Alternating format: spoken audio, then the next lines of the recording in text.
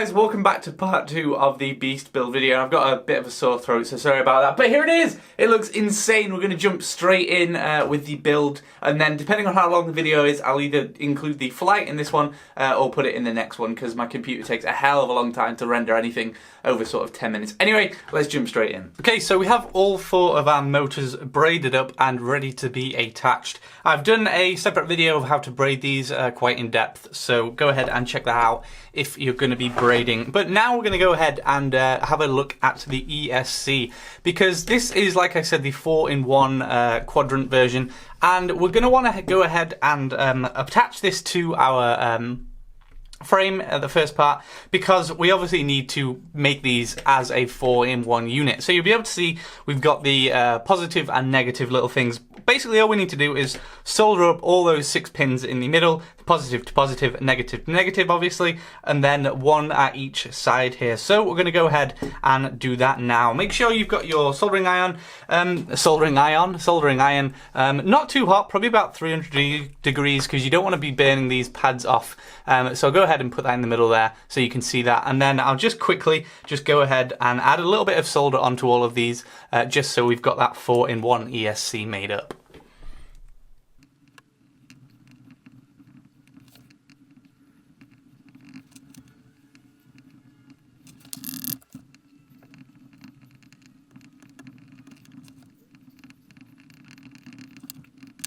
Okay, so now that we've got the solid 4-in-1 shape, we can go ahead, flip it over and continue to solder all the pads up on the bottom as well. And then it will be ready to go in our quad. Okay, so we've got our ESCs soldered up, and we've also got our motors on now. So the next thing you want to do is go ahead and place your ESC where you want to have it, and then as you'll see I've done with this motor, you want to trim down the wire just so that you've got a tiny little bit of the wire poking out so that you can solder it, and trim it so that it fits pretty much to the length of placing it on that ESC there.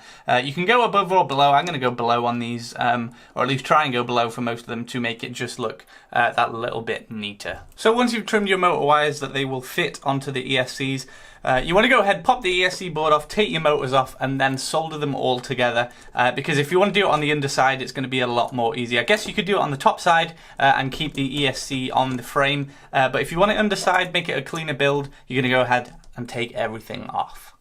Okay, so here we have our quad. We've put motors on, we've put the braids on, we've put the ESCs on, and we've wired it all up. You'll notice I've gone for putting the ESCs sort of facing at the front and back rather than the side, because I thought it looked a little bit more compact. And I've also gone ahead and put some little bit of heat shrink, if that'll focus on there, over the ends of the braids on the motors, just so that it looks a little bit cleaner.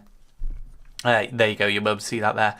Yeah, so not a fantastic job of soldering and braiding. They've sort of frayed a little bit, but it's alright. You'll notice I also had to add some additional standoffs because of the thickness that we need between, well, the distance, the separation between the FC, because it's a little bit chunky, and the ESCs. I actually had to add additional standoffs. So be aware that if you're going to do this setup, you'll probably need to get additional standoffs as well. And then we're going to have the gold ones going on top of this that were originally on the frame, and then on top of that we're going to have the FC as well.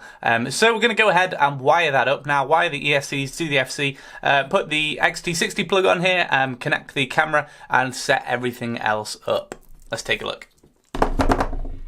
Okay, so I'm quickly going to go over how we want to wire this up. You'll see we have the plus and minuses on these different sides. These would be, if we have all of our ESCs on one arm, we would have a plus and a minus from each of these going onto one arm, and respectively the others. However, because we've got 4-in-1, you'll see we have the plus and minus here, and then plus and minus here, and then we've got the same underneath. And then if we did have these ESCs separately, we would need to put a plus and minus wire on each one of these individually, and go to each one of these individually as well. But because it's 4-in-1, we can simply connect one side of this up just onto one of these sides of here, so a positive and a negative on there. So whichever choice you want to put it on, basically you just need one wire going to each. Now for the signal wire, you'll see in the corners here we have the S1, S2, S3 and S4. They're very tiny little little circles here that we're going to solder up to, and we basically want to solder onto the PMW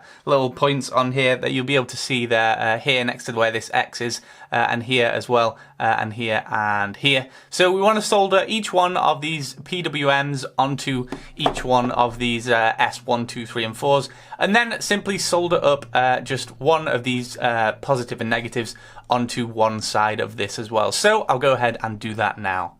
Okay, so I've gone ahead, I've built the stack. I've also soldered on the XT60 plug.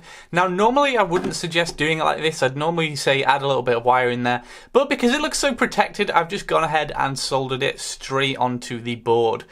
You'll see, if you look under there, you'll be able to see I've got all the PMWs connected and also the power going to the ESCs through here. Now, the next thing to do is add the receiver and our camera, of course. So I've just simply added the little pigtail onto the end of here, and also just slotted the camera in there with some wires sticking out of it.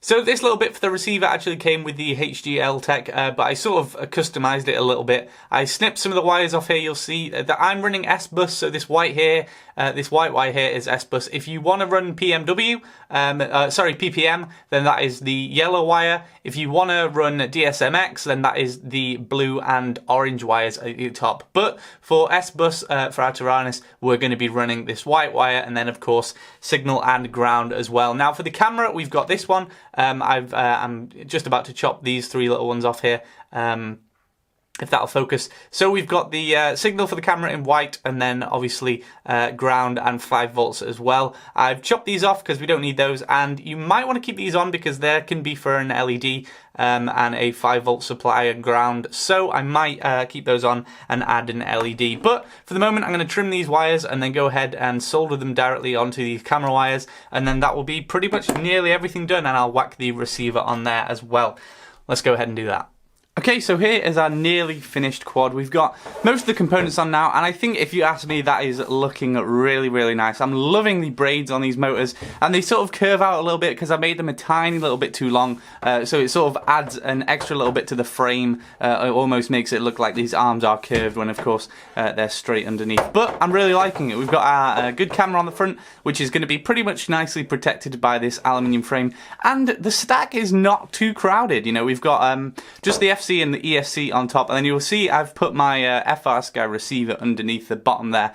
I've got a couple wires hanging out because I wasn't sure, I've not quite finished it yet, I wasn't sure whether I'm going to put the King Kong IQ100 on here, which is just an LED and a really loud buzzer that would fit quite nicely at the back, so I passed through the LED and power wires for that, so I might go ahead and add that on. I've also got the 2 little antennas from my FR Sky receiver. I might go ahead and cable tie these to the quad, just clean it up a little bit. But anyway, this is what it's looking like so far, and I'm really digging it. I'm thinking this is looking really, really good. So I'm going to go ahead, clean up this little bit at the back, and then we're going to go and plug it into Betaflight, get it all set up, and then hopefully take it out for a test run. Okay, and so here it is. It looks absolutely incredible. I'm just loving these gold sort of accents on the frame, the motor braids as well, and of course the racecraft props. And yeah, I think it looks really great. These are some awesome high quality components.